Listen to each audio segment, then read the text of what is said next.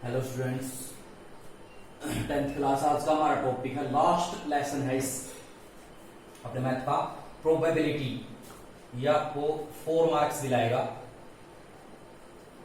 बिल्कुल 6th class में probability के बारे में पढ़ते आ रहे हैं। प्रोबेबिलिटी क्या होती है? इसको बोलते हैं हिंदी में प्रायिकता। Means chance to happen an event. किसी इवेंट को होने कितनी बार हो सकता है, कितनी बार नहीं हो सकता, उसके चांस कितने हैं। इवेंट को हम रिप्रेजेंट करते हैं ई से, और प्रोबेबिलिटी ऑफ किसी इवेंट की उसको रिप्रेजेंट करते हैं पी ऑफ ई से। इसका मतलब क्या होता है? इसका number of favourable cases divide में टोटल नंबर ऑफ केसेस। ये इसका फार्मूला होता है। भाई जो भी आपको इवेंट देगी उसके फेवर में कितने केस हैं, और जो इवेंट हुई है उसके टोटल नंबर ऑफ केसेस कितने हैं। जैसे मैंने एक कॉइन टॉस किया, कॉइन टॉस करने में टोटल केसेस का सैंपल स्पेस क्या बनेगा? या तो हेड आएगा या फिर क्या आएगा, टेल। उसी प्रकार मैंने 2 कॉइन टॉस करे, 2 कॉइन में सैंपल स्पेस क्या हो सकता है? दोनों के ऊपर हेड भी आ सकता है। पहले पे हेड, दूसरे पे टेल, पहले पे टेल, दूसरे पे हेड, या दोनों पे टेल भी आ सकता है।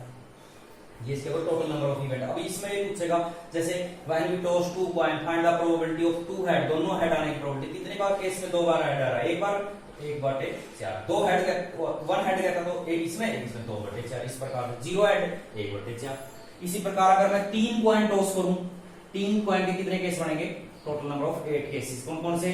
तीनों के ऊपर हेड, पहले 2 पे हेड, फिर टेल, टेल बीच में आ गई, टेल सबसे पहले आ गई, फिर 2 टेल, हेड सबसे पीछे, हेड बीच में आ गया, और हेड सबसे आगे आ गया, और लास्ट केस क्या बन गया? सब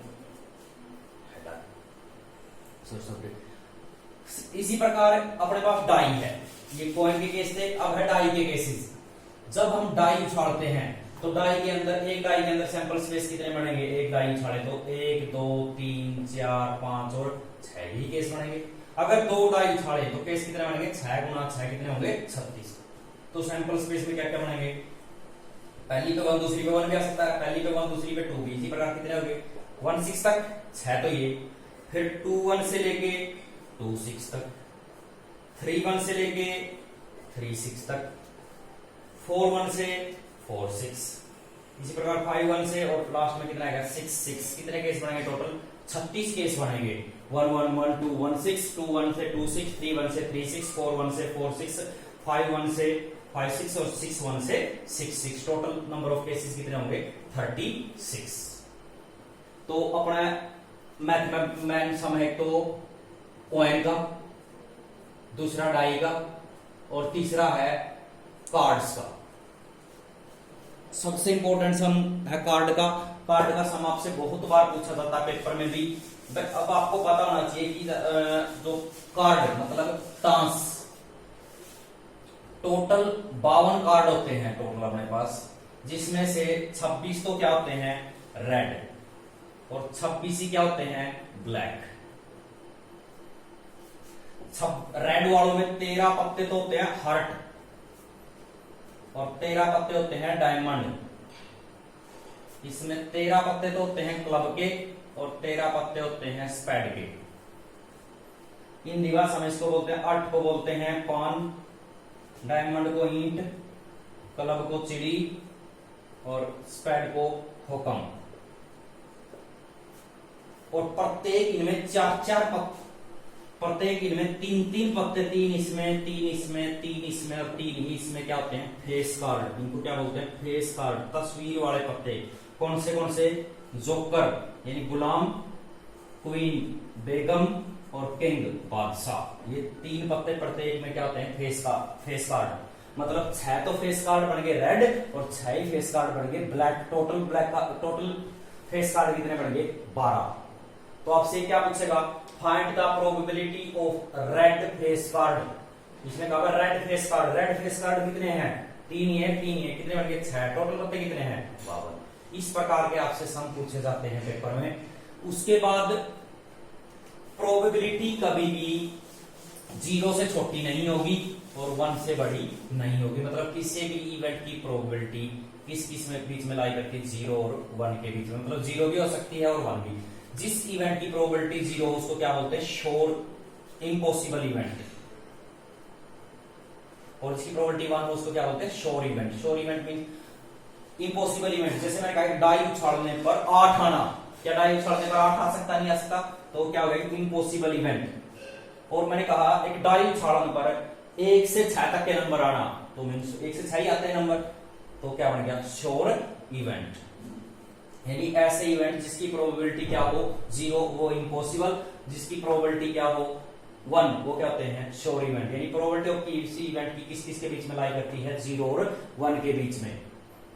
उसके बाद एक क्वेश्चन पूछा गया है इसी में आपके एक्सरसाइज में, भाई जब हम टॉस करते हैं ना, जैसे क्रिकेट का टॉस, किसी भी मैच का टॉस होता है, कॉइन को ही सिलेक्ट करते हैं, क्योंकि कॉइन के अंदर क्या होते हैं, minimum number of cases, minimum cases होते हैं जो favourable, total number of case होते हैं वो मिनिमम होते हैं, क्योंकि 2 ही केस होगा, 2 से तो कम क्या होगा, 1, वो तो पॉसिबल ही नहीं, भाई 1 ही से हम जज नहीं कर सकते, तो इसलिए कॉइन को तो इसको प्रेफर किया जा रहा है। एक इवेंट पूछा गया आपको, इक्वली लाइकली क्या होते हैं, इक्वली लाइकली इवेंट क्या होते हैं, इक्वली लाइकली 2 इवेंट हो गए, जब एक इवेंट को ना दूसरे इवेंट को बाहर कर दे, एक इवेंट होते ही दूसरा बाहर हो जाए, तो क्या होते हैं, इक्वली लाइकली। जैसे मैंने कहा the baby born is a boy और अ गर्ल, भाई बच्चा पैदा हुआ बॉय होगा गर्ल, अगर बॉय होगा तो गर्ल नहीं होगी, अगर गर्ल होगी तो बॉय नहीं होगा, तो क्या होगा, इक्वली लाइकली इवेंट उनको बोलते हैं। तो 15.1 एक्सरसाइज है आपकी, इसमें आपको ये जो बेसिक मैंने बताया है इसका यूज करना है आपको, और इस एक्सरसाइज के आपको एग्जांपल्स कर लेने हैं 15-20 सम है इसमें। आप देखते इसमें क्या हुआ, डायरेक्ट आंसर लिखने हैं आपको, देखते किसी भी सम को देखा आंसर लिखा, सम को देखा, बार बार यही पूछेगा भाई, जैसे मैंने एक सम दे दिया कि एक बैग में 5 रेड बॉल, 3 ब्लैक बॉल और 6 व्हाइट बॉल हैं, तो find the probability of white. तो व्हाइट की व्हाइट कितनी है, 6 बटे में टोटल 5 है, 3 8 है, काटो ना काटो तब भी कोई दिक्कत नहीं है। एक इवेंट पूछा जाता है ना होना, यानी प्रोबेबिलिटी ऑफ नॉट ई, कोई इवेंट ना हो, तो उसका सबसे आसान तरीका 1 माइनस क्या कर दो उस इवेंट के होने की कतार। जैसे मैंने कहा probability of not white, not white की प्रोबेबिलिटी निकालो, जो व्हाइट नहीं है, व्हाइट कितनी नहीं है, 5 तो है, कोई 3 है, कोई 8/14 ऐसे कर लो, या फिर एक में से व्हाइट घटा दो, वो भी तो कितना आएगा 8/14। यानी मेरे पास यहाँ पे फार्मूला बन गया, यानी प्रोबेबिलिटी ऑफ ई किसी इवेंट की होने की प्लस उसी इवेंट के ना होने की, इसको ई बार इन दोनों का जोड़ कितना होता है 1। इसका मतलब है प्रोबेबिलिटी ऑफ इवेंट ई किसी इवेंट के होने की, और इसका मतलब प्रोबेबिलिटी ऑफ नॉट ई मतलब ना होने की, दोनों का जोड़ कितना होता है 1। मतलब ये दे क्या तो 1 को इसमें से घटा दो, ये दे क्या तो इसको घटा दो, दूसरे के अपने आप आ जाएगी। Thank you.